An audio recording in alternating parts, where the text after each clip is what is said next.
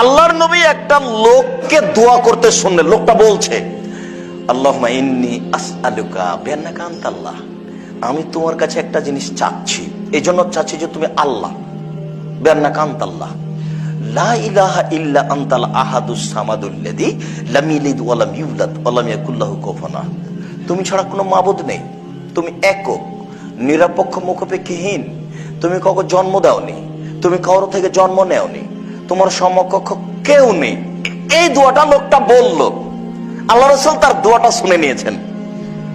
এইভাবে দোয়া বলল, দোয়াটা বলছে, আল্লাহুম্মা ইন্নী আসআলুকা বিআন্নাকা আনতাল্লাহ, তোমাকে বলছি কেন জানো, তুমি আল্লাহ, এই জন্য।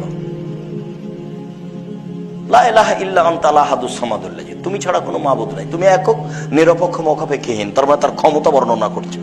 লোকটা দোয়াতে কি করছেন, তার ক্ষমতা বর্ণনা করছেন। তুমি তো পারো, আমি বিরুদ্ধ মানুষ, তাতে কি আছে, তুমি তো পারো, আমি অসহায় রাস্তায় পড়ে থাকবো কেন, তুমি ঠিক করে দাও, তুমি তো পারো। পারো না এমন কাজ তোমার কাছে নেই, তুমি একক, নিরপেক্ষ, মুখাপেক্ষীহীন, তুমি কারো কাছে জন্ম নাওনি, তুমি কাউকে জন্ম দাওনি, তোমার সমকক্ষ কেউ নেই, তুমি একক, ক্ষমতার মালিক।